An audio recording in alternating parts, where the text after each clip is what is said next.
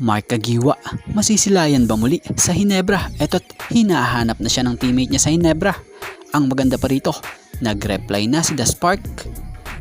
Bukod sa Gilas Pilipinas na nagbibitbit ng bandera na isa sa pinakakilalang national team dito sa ating bansa, isa nga rin po ngayon ng SGA or Strong Group na team dito sa Pilipinas na nagbibitbit bandera ng ating bansa sa paglaban sa basketball sa mga tournament sa labas ng bansa, na siyang ngayon isa rin sa team na inaabangan dahil bukod sa mga Pinoy players sila rin yung team na nakakakuha ng mga import na mga NBA caliber, at hindi lang basta NBA caliber kundi former NBA superstar player pa. Gaya ngayon yung Derrick Rose possible maglaro sa Pilipinas dahil dito.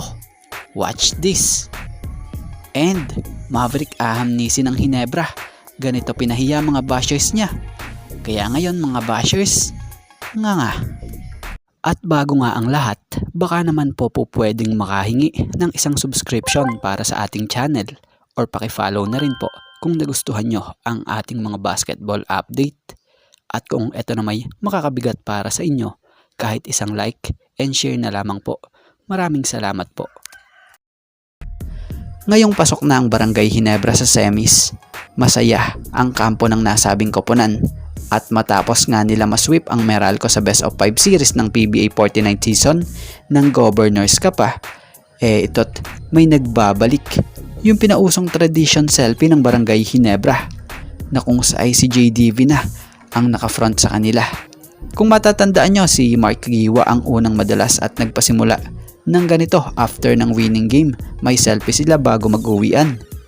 So dahil retired na nga si Mark Kagiwa at wala na sa Hinebra, eto't si Joe Devans na ngayon ang gumagawa. Pero sa IG post nga ni Hinebra player Jared Dillinger, mukhang na-miss talaga nila si Mark Kagiwa. Kaya naman napaka-caption ito sa post niya sa kanyang IG post na semis bound, #NSD, missing at 47 Mark Kagiwa. So malinaw naman na namimiss din nila si MC47, dahil ito kasi yung dating ginagawa rin ni Mark Kagiwa kasama ang Hinebra teammates niya. At syempre sa post nitong si Dillinger, nagkomento rin si MC47 at nagreply na. Ayon nga rito, "I can't believe he playing at GDV. I miss you all." Nasindan rin ng komento ni JJ na nag-aapoy. So kayo, mga taga-barangay, na-miss nyo rin ba si Mark Kagiwa?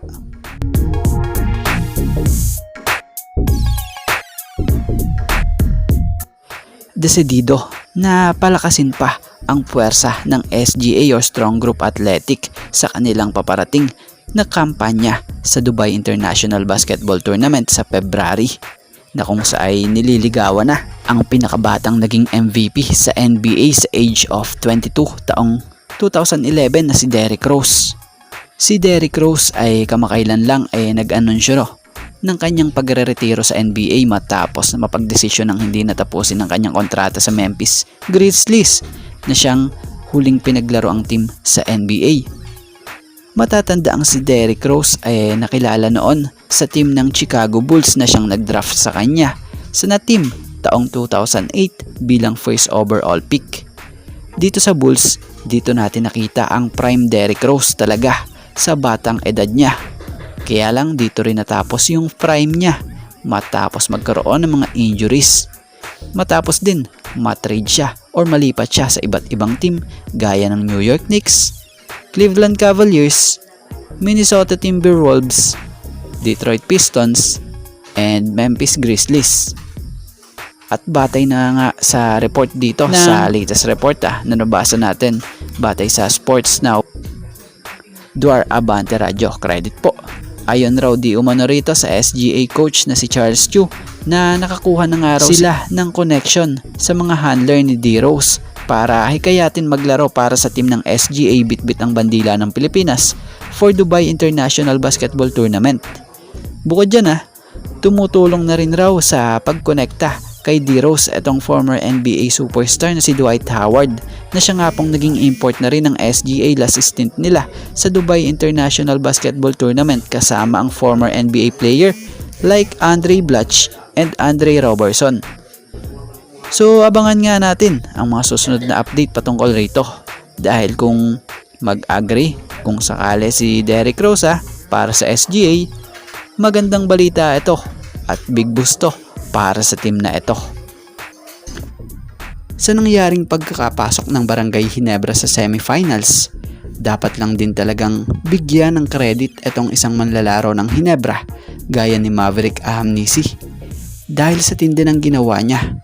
Yung hustle niya at yung mga offensive rebound at mga crucial shot na mga ginawa niya, kahit yung mga assist at steals niya sa mga crucial, talagang big impact sa Ginebra, gaya dito sa series na nangyari sa Meralco at Ginebra sa quarterfinals. Malaking bagay ang ginawa ni Mav sa Ginebra at isa ito sa mga naging dahilan rin para matulungan masweep Ginebra ang Meralco. Kung mapapansin nyo, maraming galit or inis dito noon at mga nagsasabi na ito na lang daw dapat yung i-trade ng Ginebra, tapos yung iba pa kahit sa social media binabanatan siya. Ngayon mukhang ang daming pinahiya na basher ni Maverick Ahamnisi dahil sa ganda ng nilalaro niya sa Barangay Ginebra. Kung mapapansin nyo yung laro niya, unti nang nagpifit sa sistema ni Coach Tim Cone. Hindi na gaya dati na madalas natatawag rin siya na baldog dahil sa mga ataking bahala na. Ngayon, etong talagang natuto na siya na kung sa ay ganda na ng resulta na naggagawa niya. Kaya naman pag umiikot na ang bola, dahil sa less pressure yung mga tira niya Kaya naman good job to para kay Maverick Ahamnisi, etong ginagawa niya ngayon sa Barangay Ginebra.